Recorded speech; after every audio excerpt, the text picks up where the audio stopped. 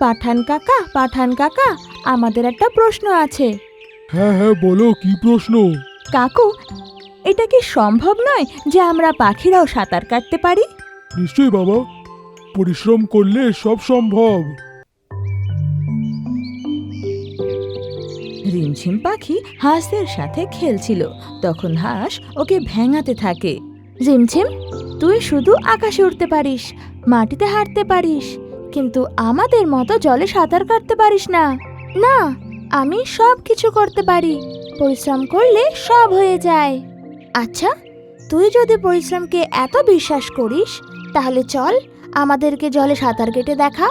তুই দেখে নিস, আমি একদিন নিশ্চয়ই জলে সাঁতার কেটে দেখাবো।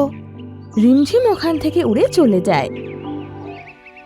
আর যখনও মন খারাপ করে গাছের শাখায় বসে থাকে, তখন চনমন পাখি ওর কাছে এসে বলে, রিমঝিম, কি হয়েছে তোর? এত মন খারাপ করে আছিস কেন? আমি শুধু এটা ভাবছি যে জঙ্গলের কিছু পাখিদের নিজেদের ওপর কত অহংকার হয়ে গিয়েছে। আরে, তুই কার কথা বলছিস? নদীর ধারে কিছু হাঁসরা থাকে, ওদের মধ্যে ঝেলম নামের যে হাঁস আছে না, সে আজ আমাকে ভেঙিয়ে ভেঙিয়ে বলল। কি বলল সে? বলল আমি জলে সাঁতার কাটতে পারি না। আমি তাকে বলে এসেছি যে পরিশ্রম করলে সব কিছু হতে পারে। আমি একদিন জলে সাঁতার কেটে নিশ্চয়ই দেখাবো ওদের। কিন্তু তুই এরকম কেন বললি? কারণ আমরা শুধু উড়তে পারি, মাটিতে হাঁটতেও পারি, কিন্তু জলে সাঁতার কাটতে পারি না। এখন তুই যখন ওকে বলেছিসই, তাহলে করে তো দেখাতেই হবে, না হলে বোন ওরা আমাদের পাখিদের ভীতু ভাববে। কিন্তু তার জন্য আমাদের কি করতে হবে? বুঝতে পেরেছি কি করতে হবে। জঙ্গলের সব থেকে বুদ্ধিমান যদি কেউ থেকে থাকে, সে হলো বক পাঠান কাকা। সেই যে আমাদের সাহায্য করতে পারবে, কেননা আমরা তার কাছেই যাই। কিন্তু পাঠান কাকুকে কোথায় পাবো? আমি জানি, তুই শুধু আমার সাথে বক পাঠান কাকার কাছে চল, সে আমাদের কোনো না কোনো উপায় নিশ্চয়ই বলে দেবে। রিমঝিম চুনমুনের সাথে বক পাঠান কাকার কাছে যায় আর বলে, পাঠান কাকা, আমাদের একটা প্রশ্ন আছে। হ্যাঁ হ্যাঁ, বলো কি প্রশ্ন? কাকু, এটা কি সম্ভব নয় যে আমরা পাখিরাও সাঁতার কাটতে পারি?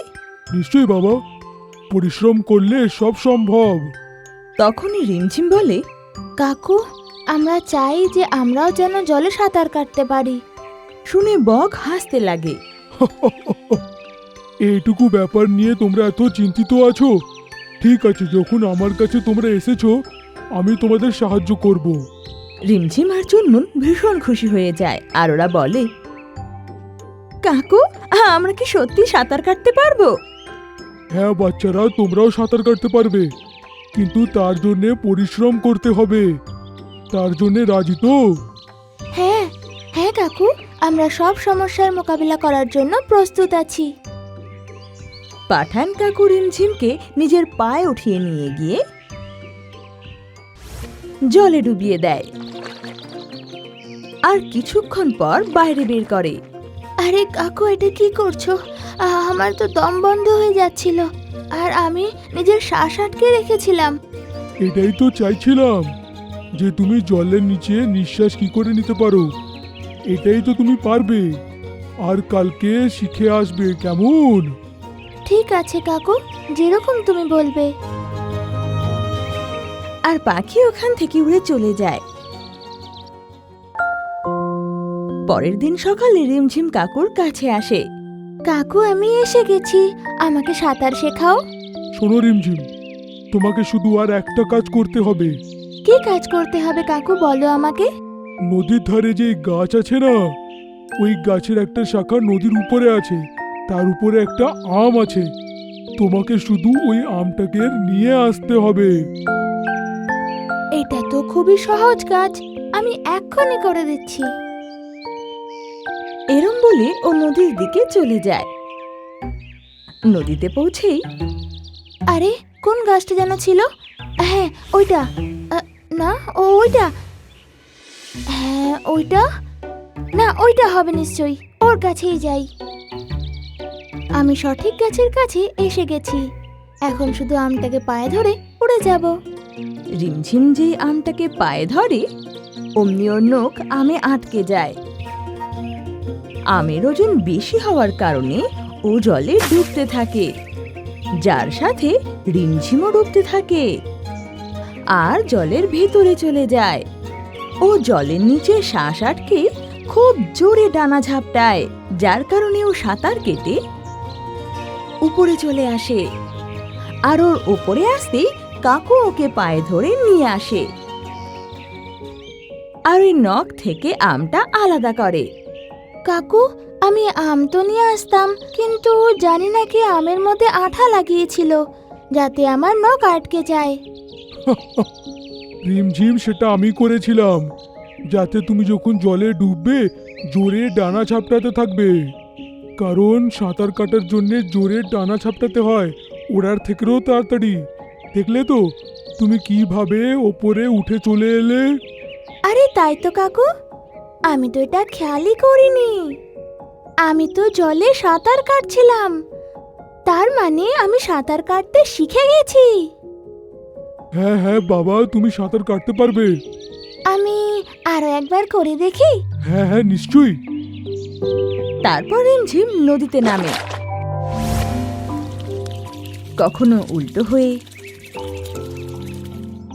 বা কখনো সোজা হয়ে খুব সাঁতার কাটে। ওকে নদীতে সাঁতার কাটতে দেখে হাঁসরা বলে, রিমঝিম সত্যি খুব পরিশ্রমী, এর জন্য কোনো কাজই করা যেন অসম্ভবই হয় না। তখন কাকু বলল, পরিশ্রম করলে সব পাওয়া যায়, যেমন রিমঝিম করলো। আমি তোমার জন্য নিয়ে এসেছি এই পাতাটা মিঠু। এর উপকারিতা হলো, যদি কোনো অন্ধ এর পাতার রস চোখে দেয় তাহলে ওর চোখে আবার দেখতে লাগে, আর যদি কেউ ঠিক হয় তাহলে সে অন্ধ হয়ে যায়।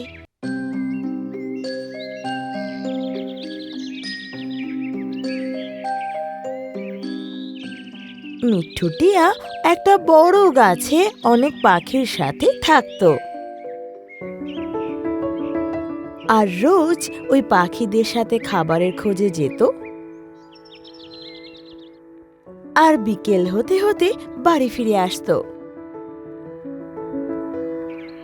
আমায় রোজ এদের সাথে যেতে হয় আর রোদের মধ্যে খাবারগুলো খুঁজতে হয়। এমন কি করব আমি যাতে আমায় যেতে হবে না আর খাবারটাও আমার জোগাড় হয়ে যাবে। তখনও ভাবলো যে অন্ধ হওয়ার নাটক করবে আর পরিশ্রম থেকে বেঁচে যাবে। আর ডালে বসে বসে ও চেঁচাতে লাগে, আমি কিছু দেখতে পারছি না, ও ও ও আমি কিছু দেখতে পারছি না। ওর সেই আওয়াজ শুনে সব পাখিরা ওর কাছে চলে আসে। কি হয়ে গেল তোর? আমি চোখে কিছু দেখতেই পারছি না। আজ আমি সূর্য উদয়টা দেখে নিয়েছি, তাই জন্যই হয়তো দেখতে পারছি না। আর এটা বলে ও ডালে এদিক ওদিক পড়তে লাগে।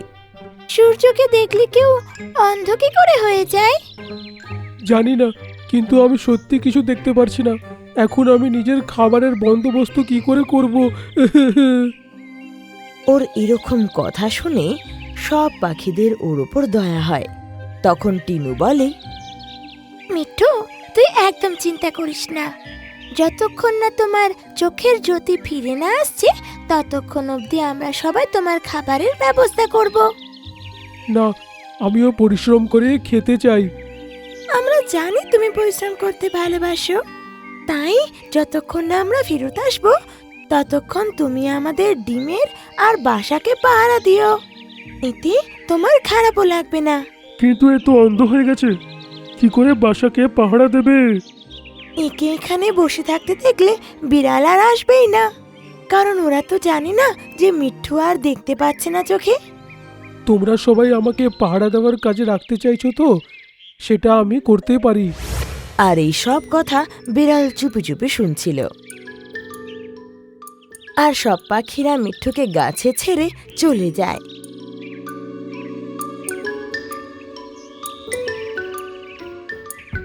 এদিকে বিড়াল সঙ্গে সঙ্গে গাছের নিচে আসে। আরে বাহ, আজ তো আমার পার্টি হবে। এই অন্ধ টিয়াই বা বাসাগুলোর কি পাহারা দেবে? এখন আমাকে আর কেউ আটকাতে পারবে না, এ তো জানতেও পারবে না, আর আমি লুকিয়ে লুকিয়ে সব ডিম খেয়ে ফেলবো। এরম বলে ও ঝট করে গাছে চড়ে যায় আর বাসার দিকে এগিয়ে যায়। খবরদার যদি এগিয়েছিস তো তোকে এখনই মজা দেখাচ্ছি। এটা বলে মিঠু উড়ল আর ঠোঁট দিয়ে মেরে মেরে বিড়ালকে আহত করে দিল। আরে এ তো খুব মিথ্যেবাদী বেরোলো, এ তো সব দেখতে পায়। বাঁচাও! বিড়াল তখন পালিয়ে যায়। আর এইভাবে মিঠু ডিম আর বাচ্চা দুটোই বাঁচিয়ে নেয়। সন্ধেবেলায় যখন সব পাখিরা ফিরে আসে তো মিঠুর জন্য খাবার নিয়ে আসে। মিঠু সেটা আয়েসে খায় আর নিজের অন্ধ হওয়ার নাটক জারি রাখে। পরের দিন সব পাখিরা আবার খাবার খোঁজে বেরোতে যাচ্ছিল, কিন্তু টিনুকে দেখা যাচ্ছিল না। এই টিনু সকাল সকাল কোথায় চলে গেল? তখন ওরা টিনুকে আসতে দেখে, যার ঠোঁটে একটা পাতা ছিল।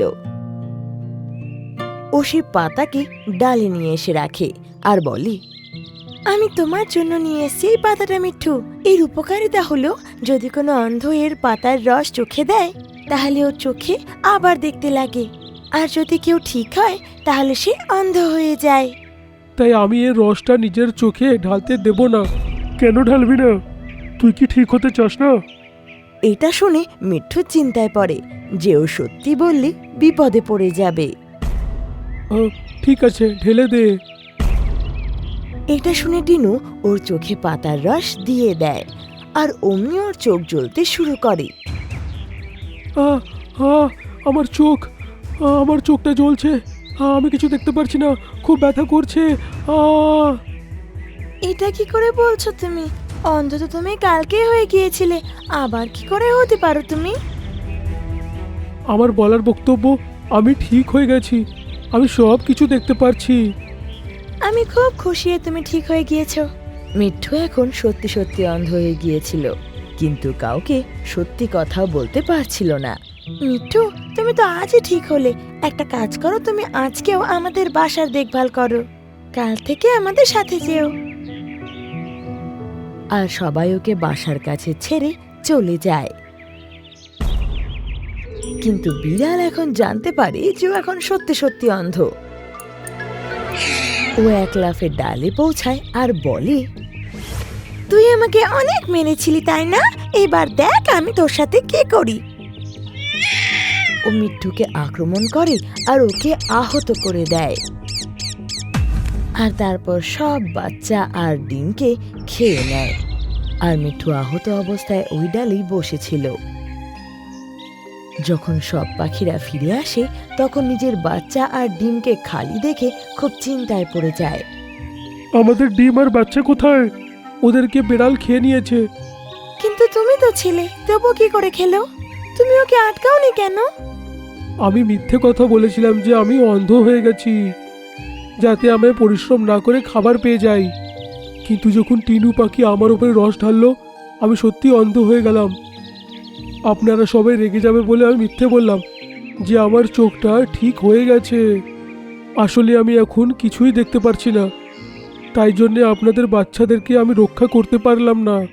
মিঠু, শুধু তোর জন্যে আমাদের বাচ্চাটা মরে গেছে আর ডিম ভেঙেছে। তুই শাস্তির যোগ্য। সব পাখিরা মিলে ওকে খুব মারে আর নিজের রাগ শান্ত করে। ওর ডানাও এখন আহত ছিল আর ডালে বসে থাকার ক্ষমতাও ওর ছিল না, আর সারাদিন গাছের নিচে পড়ে কষ্ট পেতে লাগে। রাত্রে ওর যমজ ভাই টিটু আসে আর ওকে এই অবস্থায় দেখে চিন্তিত হয়ে পড়ে। আরে মিঠু, এসব কি হয়ে গেছে? তোকে কে মেরেছে? আমার এই অভ্যেসের কারণ হলো আমার ল্যাদ খাওয়া। বলে ও টিটুকে সব কথা বলে। তুই এটা ঠিক করিসনি। তোকে সব পাখিদের কাছে গিয়ে এখন ক্ষমা চাওয়া উচিত, কিন্তু তার আগে তোকে আমি ঠিক করছি।